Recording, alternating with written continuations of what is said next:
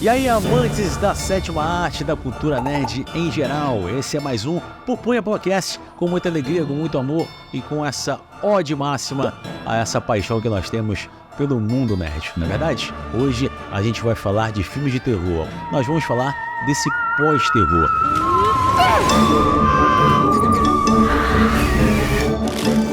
Sabe essa pegada que tá vindo atualmente desses filmes que são mais terrores psicológicos? Eu particularmente adoro, me amarro, foi um marco na história do cinema. Eu desde moleque, desde curumizinho, sempre fui fã de filmes de terror, daquele que não me deixava dormir. E claro que a gente não pode deixar de lembrar você, meu amigo e minha amiga, de curtir, se inscrever e falar pra galera, manda aí pra Vila do Chaves inteira do Pupunha Podcast. Inclusive, além do YouTube, nós estamos também no Spotify. Se inscreve lá, dá essa moral pra gente, tá certo? Com certeza, você apertando no botãozinho de inscrever-se, coisas boas virão pra sua vida. Confia no pai, beleza? Marcelão, já que a gente tocou nesse assunto, pós-terror, seria um novo tipo de filme? Seria uma nova era no cinema?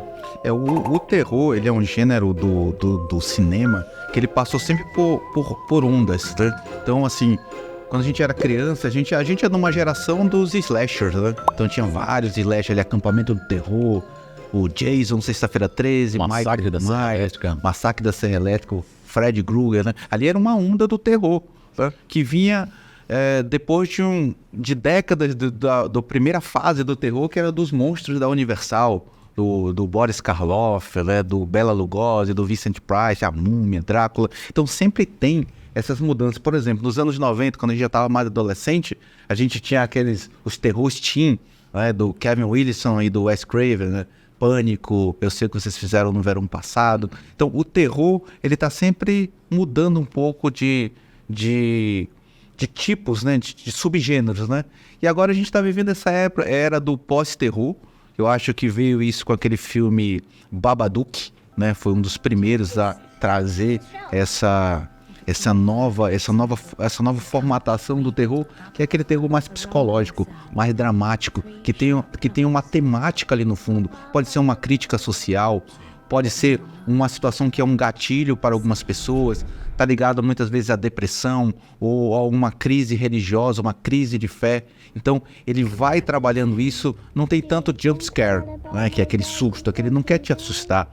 O que está por trás, o que te assusta é a situação que ali o protagonista do filme está vivendo. Então ele te leva a refletir e ele traz uma coisa de ser perturbador. O desconhecido assusta, né, cara? Exatamente, ele Você não vê.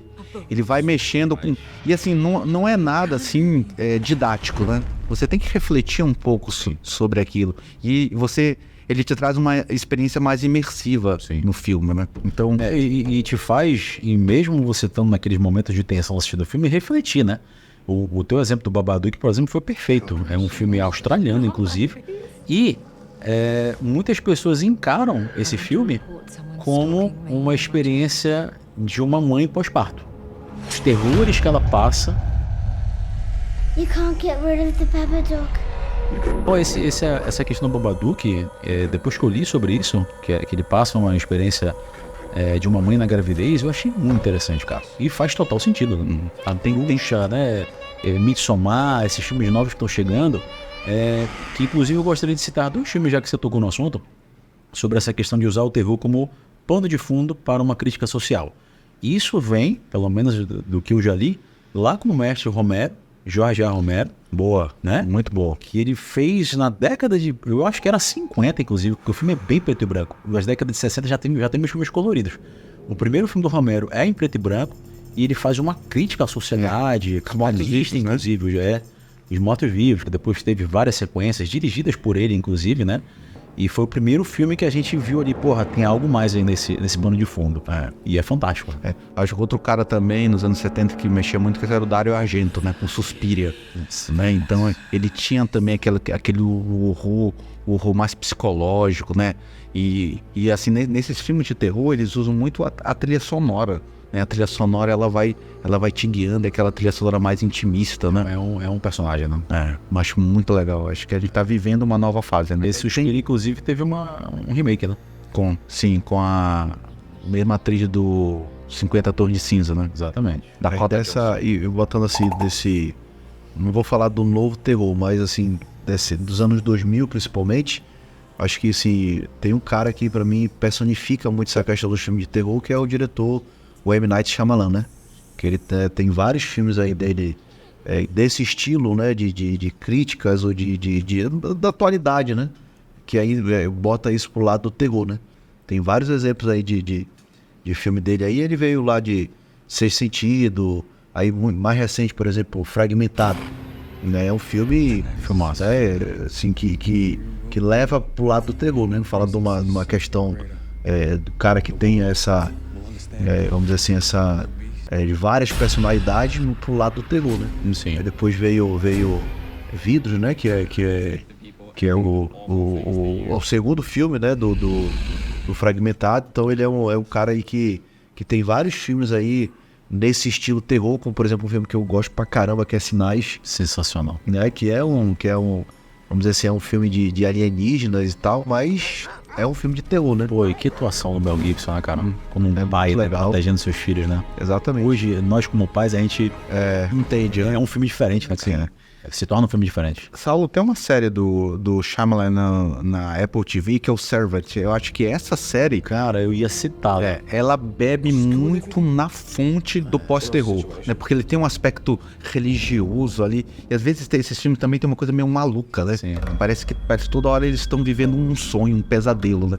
E essa série, né? O Shyamalan tá totalmente focado no pós-terror. É dele, né? E quando eu lembrei de citar o Servant, porque ele é parecido com o Babadook, no sentido da mãe que invade, né? No caso, só que nesse caso, deixa a galera assistir, né? Esse não é pra gente dar plot twist, né? Deixa a galera assistir. What if she remembers? E eu acho, Marcelo e Saulo, que a gente não pode deixar de citar o que pra mim foi o primeiro exemplo de um terror psicológico, tá? Eu diria 2 exemplos, na verdade. Um lá atrás e um mais próximo da nossa era. O primeiro que eu gostaria de citar é o Bebê de Rosemary, que também é um psicológico fantástico, assim. Você fica muito tenso, em nenhum momento você vê, inclusive, a cara do bebê, né? E o segundo, que pra mim revolucionou a história do cinema de terror, que também bebe da mesma fonte, que ninguém sabe o que está acontecendo, ninguém sabe, ninguém vê o mal, que é A Bruxa de Blair. Sim. Esse eu acho um exemplo que a gente não pode deixar de citar aqui, porque foi a primeira vez que eu vi um filme que eu olhei assim, pô, mas não vai aparecer a bruxa? E depois eu falei, cara, não precisa aparecer a bruxa. Isso aí já me borrou minha cueca. Só a atmosfera do filme, né? E o Bebê de Rosemary, né? O Roman Polanski, né? Que foi quem dirigiu esse filme, né? Ele também, a todo momento, ele vai colocando ali todas as peças, né? Para você ir montando, né? E você vai montando o filme, você vai imaginando, né? Até chegar a cena final, né? Então acho que ele vai mexendo com a tua cabeça, né? É um exemplo de filme perturbador, né? Que cena, né, cara? Muito legal. E a gente percebe com essas partes montadas, como o também mencionou, que toda a vizinhança fazia parte da trama, né? Porque toda a vizinhança queria ajudá-la, né? E dava aquele suco estranho pra cacete lá pra ela tomar, dizendo que era uma vitamina pro bebê crescer bem. Mia Farrow. Cara, bicho, quem não viu, assista, porque é um filmaço também. Desse novo terror tem um, assim, que me marcou muito, assim, recente. É uma série, ela não é uma série, assim, muito conhecida, da Apple TV. Eu acho que o André já comentou sobre ela, sobre a Savage. Tu conhece essa A gente acabou de falar. O amigo ou tá cansado, ou tá de sacanagem com a nossa cara. Nesses novos filmes de terror, né, tem um filme assim que bem recente, é de 2022, que é um filme que eu assisti no cinema, assim, aquele dia que tu vai pro cinema sem saber o que tem lá, e eu assisti esse filme, eu gostei muito, que é o Não Olhe.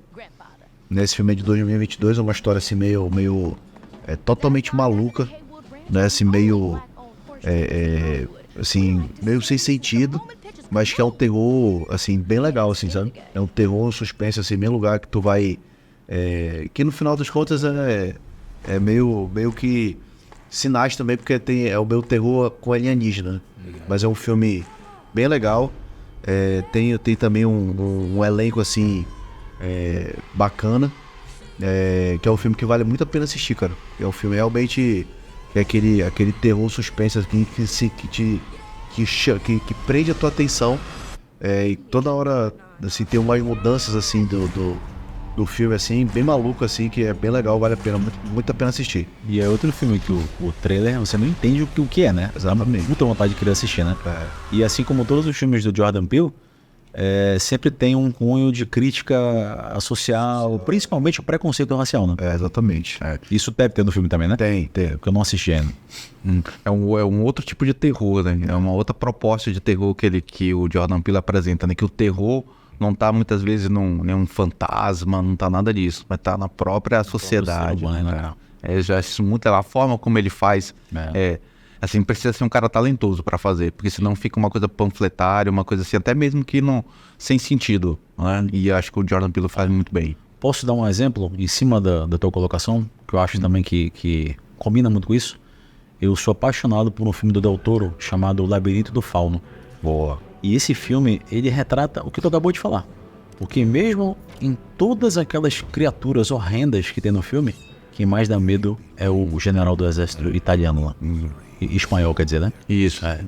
Aquele cara, ele é o verdadeiro vilão do filme, né? Ele é um ser humano, assim, que dá medo mais do que as criaturas horripilantes que o design e produção tão bem fez com o filme, né?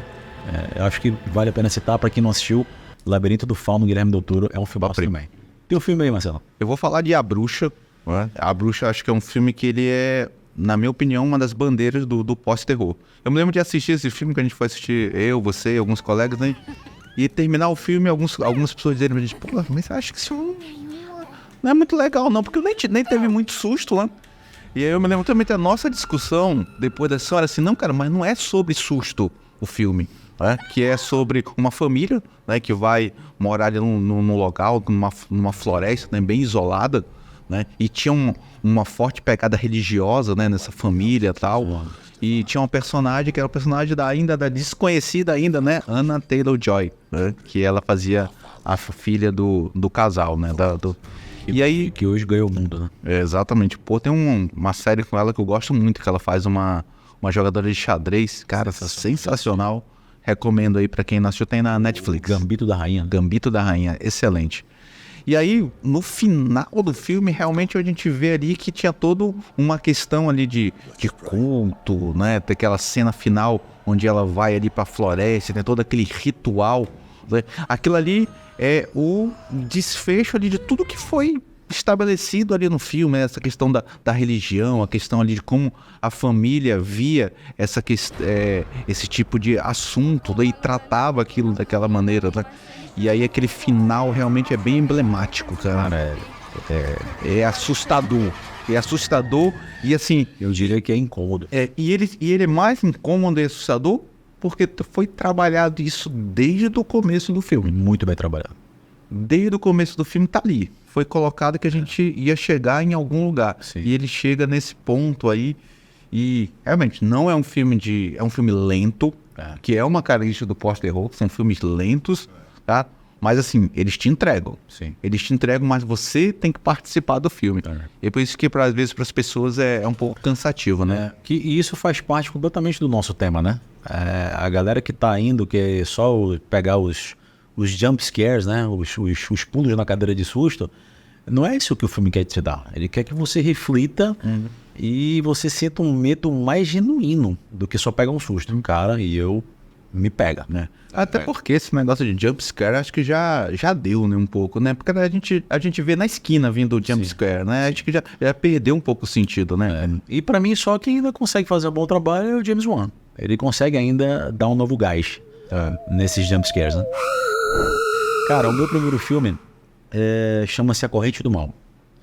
É um filme que ele começou ali como um filme independente, né? E depois pegou muito aí as críticas, a galera falando, ele começou a entrar um pouquinho aí boca a boca, né? Boca a boca, e é um filmaço, cara. É um filmaço, assim, que ele remete a uma alegoria de que existe um tipo de, eu não diria um vírus, né? Mas uma entidade maligna que ela é passada pra você quando você faz sexo com uma pessoa.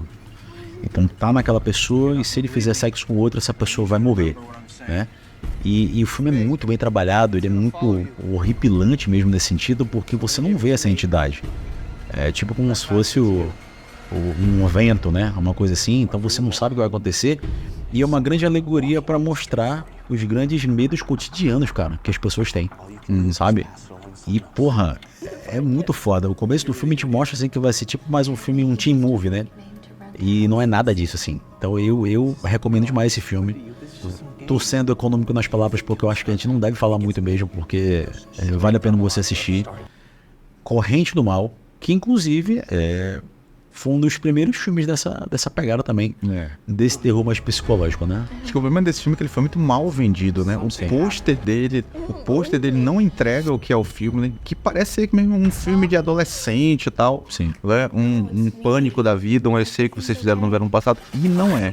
Né? Ele tem muito mais substância, é um filme complexo, né? Em que você precisa também estar ligado ali no que acontece, cena após cena, e se acompanhar o personagem. E se você se permite a estar ligado, como tu menciona, cara, é uma experiência, no mínimo, perturbadora.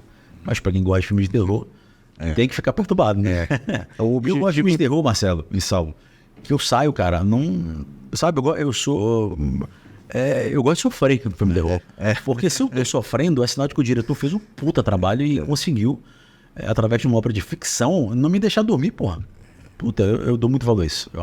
Eu gosto de sofrer. Essa é a frase desse podcast. Eu gosto de sofrer. Sofrência. Filmes de terror, é isso. Você sofre com sertanejo, eu sofro com filmes de terror. Saulão, próximo filme.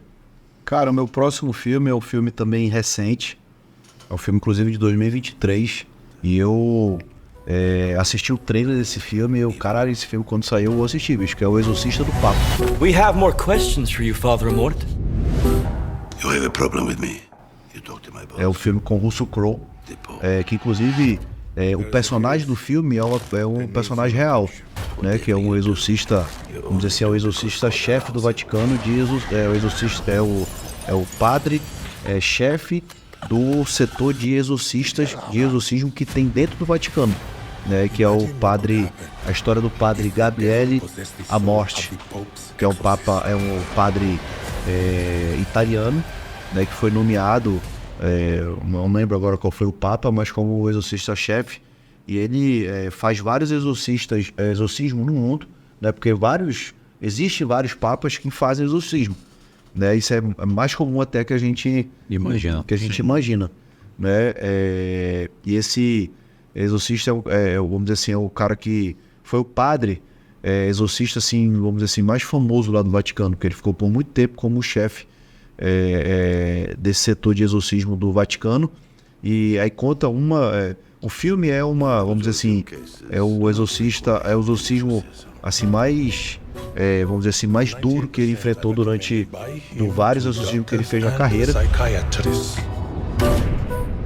Esse tipo de filme com religião, envolve religião, de terror, me pega muito, cara. Eu gosto bastante. Tem um filme que é Estigmata, que é um filmaço, cara. Filmaço, anos 90, né? Anos 90, que é assim, é um filme do caralho, vale muito a pena assistir. É um filme de terror com religião. E esse Exorcista do Papa vale muito a pena também, cara. Esse Exorcista do Papa eu achei muito legal. A desenvoltura do Russell Crowe para falar em italiano. E ele fala bastante no filme, não é tipo uma frase só, né? Inclusive tem uma cena inicial que ela é praticamente toda em italiano, né? E outra coisa que eu acho bacana é que toda vez esses filmes sempre retratam esse padre exorcista como uma Black Ops do Vaticano, né? Demônio! Qual é teu nome, demônio? É Pazuzu. Você tá onde, Pazuzu? Eu acho... É no intestino. Tá no intestino. Já tentou sair pelo cu? Não dá, tem um resto de sanduíche ali. Ah, tá. Deixa. Tá bom. Até amanhã então, Kleber, né? Sucesso aí. Tipo assim, ó, vai lá, aconteceu alguma coisa, o Vaticano não sabe de nada, não vai corroborar com a tua história e tal. E é interessante, né? Imaginar que essas coisas podem acontecer ou realmente acontecem, né? Até porque o Gabriele Amorti, como tu falaste, foi um personagem real, né? É uma pessoa, um padre, uma pessoa mesmo que tem uma história aí. Se a gente procurar no Google, depois do filme eu fui procurar no Google, né? Tem várias histórias dele. Então, assim, Só de saber que é real, aí Já dá medo, né? dá mais terror ainda, né? E dá medo, já dá mais vontade de ver o filme, inclusive. Acho que a gente podia fazer um podcast de filmes que gostaríamos de ver. Já pensou um filme com o padre Marcelo Rossi? Aí ele não exorcizando, ele no octógono com um demônio na porrada, bicho. Ei, E agora eu trabalhar esse filme. Porra, mas é por isso que eu tô falando. Mano, aí é o Whey todo dia, mano, injetado. E o Não treinador, falar outras o coisas. treinador dele seria aquele Henrique Cristo, né? Porra, é sensacional, mano. E ele passou a malhar pra nunca mais ninguém empurrar ele e ele cair facilmente do altar. Tá vendo só? Cara, minha outra dica aqui pra vocês, pra quem não assistiu, chama-se Noites Brutais. E esse filme eu vou falar mais um pouco. Cara, genial, fantástico. Qual foi a ideia do diretor desse filme? Esse diretor, eu tenho certeza que foi isso. Ele falou bem assim, olha, eu tenho a ideia de um filme pra fazer, mas o meu grande trunfo vai ser, a cada cena do filme, o cara que tá assistindo pensar que é uma coisa e eu vou subverter isso. Mano, é fantástico, bicho. Tudo que tu acha que vai acontecer, não é. E te leva pra uma história ainda mais aterrorizante, cara. Sabe? E é um plot que ele começa bem simples, pô. Uma mulher faz uma reserva no Airbnb. Pra quem não sabe, é um aplicativo pra você se hospedar na casa de alguém e não pagar hotel, né? Sempre é mais em conta. E aí, quando esse cara chega na casa, já tem uma pessoa. Já tem uma mulher que fez a mesma reserva com esse mesmo Airbnb, no mesmo dia, na mesma hora. E eles ficam meio que sem entender, né? Porra, eu acho que o dono da casa se confundiu e tal. E acaba que ele fala, pô, não tem pra onde ir, tá de madrugada, eu posso dormir aqui na sala? E, pô, tu já pensa uma coisa, né? Tipo, esse cara aí tem algo estranho, né? Vai acontecer alguma merda, esse cara é o assassino, né? Cara, eu volto a dizer, tudo que você pensa não é o que vai acontecer.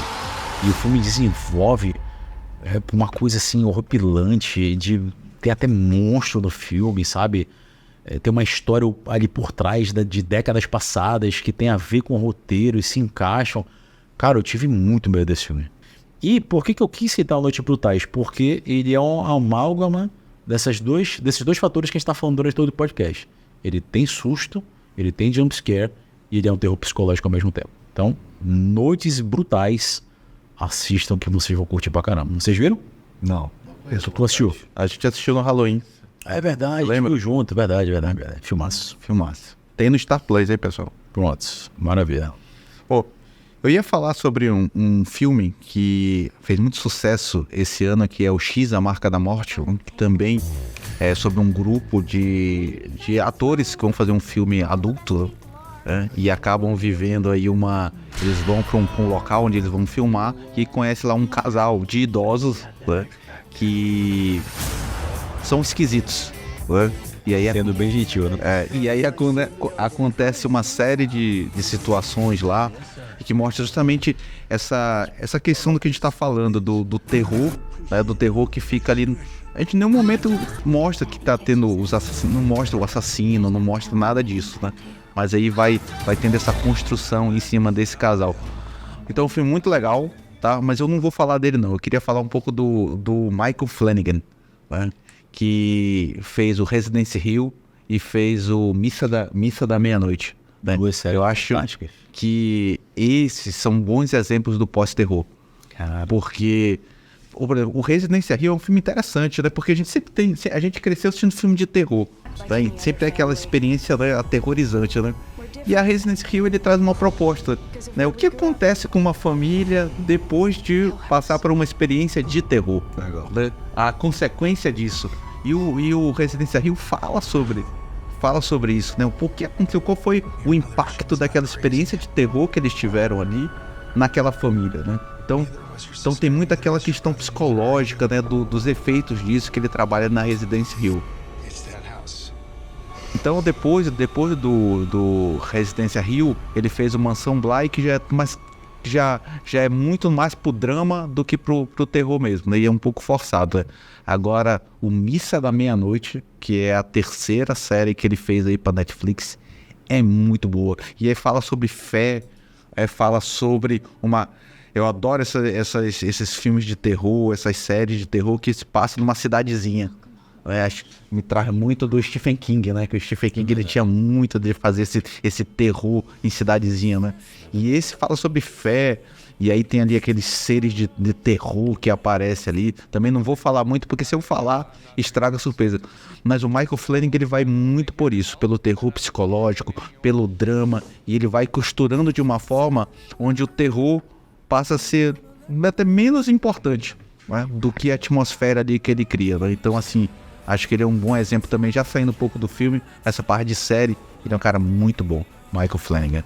Eu sempre acho legal essas, seja série ou seja filme, que mostra que o verdadeiro terror é como o ser humano se comporta diante da situação. É isso aí. Né? E eu acho um filme que eu acho perfeito para falar sobre isso, chama-se A Névoa, que também é do Stephen King, que tem o Thomas Jane como ator principal, né? Mano, é um filmaço, cara. É um filmaço, assim, que você também demora para entender. É explicado, mas você demora para entender o que tá acontecendo. Uma névoa surge misteriosamente numa cidadezinha também pequena dessa. E dentro da névoa tem monstros, criaturas pequenas, médias, gigantescas, e começa a matar, comer todo mundo. E um grupo de pessoas se refugia numa Select, numa loja de conveniência, num mercadinho. Cara, bicho, é um filme muito perfeito, porque é uma alegoria, é uma metáfora fantástica de mostrar como é que uma sociedade se comporta diante de uma situação dessa. Então começa ali o filme, todo mundo apavorado, pô, vamos ficar aqui, até teve ajuda e tal, não sei o quê.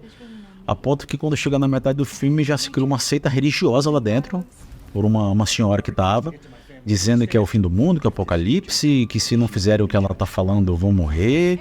E a galera, diante da situação, com aquela mente fragilizada, mente fraca, eles acreditam nela e começam a matar outras pessoas que não estavam acreditando nela, cara. Tipo, de abrir a porta do mercadinho e jogar a galera lá pra fora para as criaturas comerem, sabe? Então tu vê assim como é louco, como é que o ser humano se porta. O Walking Dead também, indo para as séries, é um ótimo exemplo também disso. A lei da sobrevivência, a lei do mais forte, né? Cara, como o ser humano se porta me dá muito medo, bicho. Vocês lembram qual foi o primeiro filme, moleque, que falou: caralho, eu não vou dormir hoje? Eu lembro, meu. Vocês lembram? Pra mim é Sexta-feira 13, cara. Pra mim foi Cemitério Maldito. Pra mim foi o primeiro. Poltergeist. Caralho. Eu não dormi, cara. Com aquela cena daquela piscina, saído nos zumbis e tal, aqueles espíritos que eu não dormi, velho. Eu acho que esse novo It também, ele bebe muito dessa fonte do pós-terror também, né? Porque ele leva aí pra uma parte mais dramática, né? Tem uma parte mais do terror psicológico, do trauma. Então, eu acho que nessa nova versão eles deram um pouco uma modernizada, né? Porque eu cresci assistindo aquele filme pra TV, né? Que o Tim Curry, Que eu acho sensacional. que era o It, né? Puta, assisti inúmeras vezes esse filme. Então, Mas é um terror também. eu me lembro de ir na locadora, né? Que era duplo, né? Era fita dupla, né? Pro It, né? E esse novo It, eu gosto muito do primeiro. O segundo eu já não gosto. Eu não gostei do segundo. Então, eu acho que ele traz essa questão psicológica também muito boa. Né? E aí, esse é até bem aterrorizante, né? Fora que foi um filme muito inovador, né? Porque eu nunca tinha visto um filme que você, quando acha que o filme tá terminando, opa, caramba, agora a gente vai ver eles adultos, e eles vão enfrentar de novo esse mesmo mal e tal. Eu achei que é muito foda, muito diferente. Tu acha que o filme vai acabar, mas ainda tem mais 40, 50 minutos de filme, né? Contando agora eles adultos, cara. Eu achei muito legal isso, eu nunca tinha visto isso. O Stephen King, assim, tem várias versões, tem vários filmes, né, baseados nas obras dele, né? Mas, assim, são poucas que são boas, assim, mas as que são boas, são muito boas. São. Né? Tem muita coisa, se você já nos anos 80, tem muito filme dele. Tem muita coisa boa, e até as ruins são legais de assistir, né? Esse ano teve um filmaço que é o novo Morte do Demônio, né? Tá filmaço, Eu acho que... A Ascensão.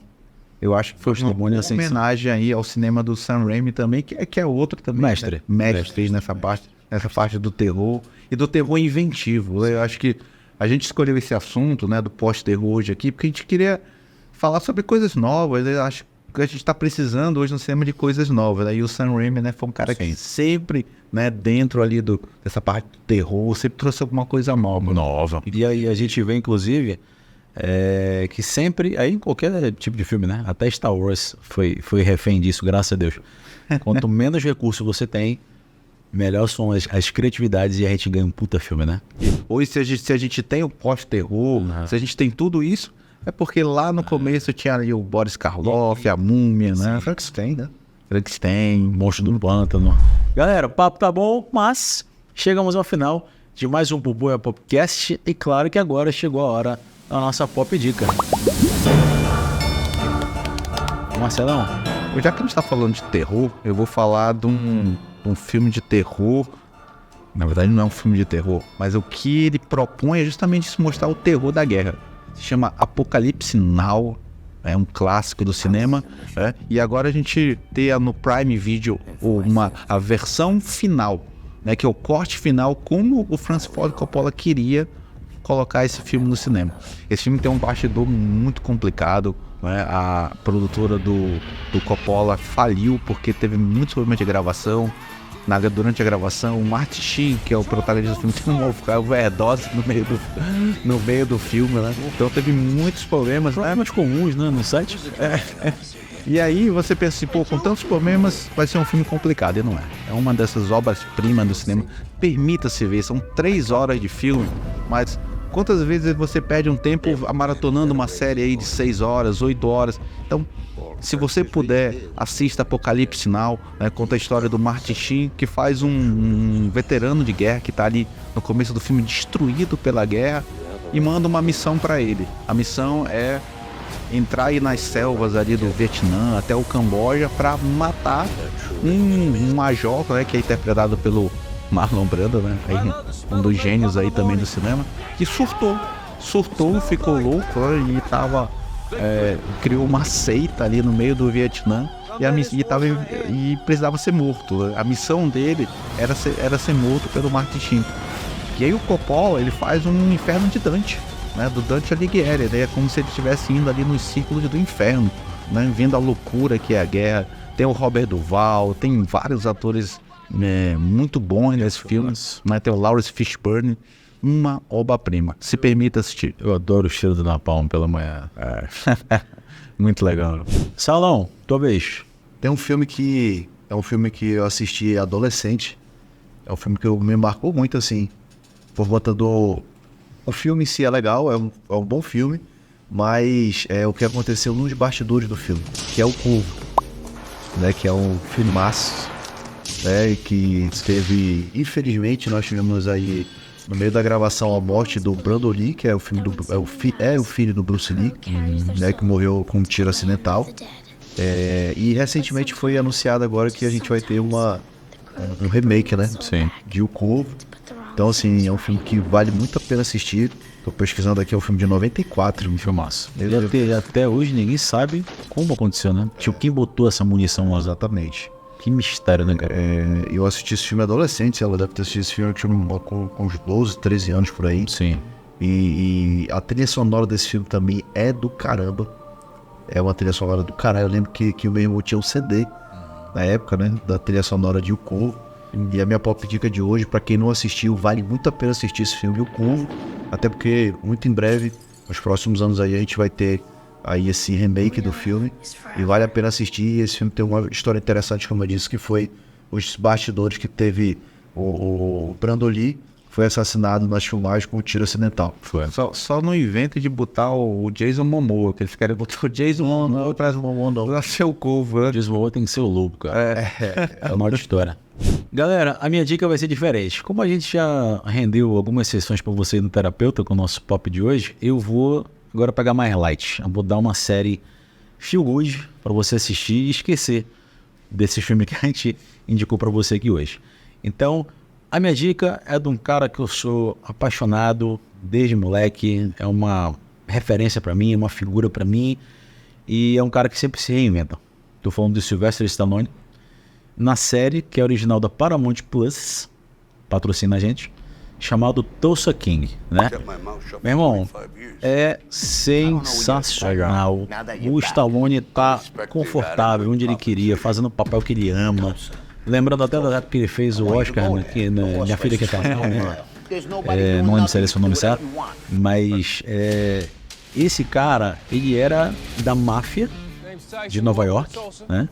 A altíssima máfia lá, na década de 80 e tudo. E aí, pra cobertar um chefão da máfia, ele não foi o X9 e acabou sendo preso por isso. Ficou preso, se não me engano, 25 anos. Sai de lá um senhor já, né?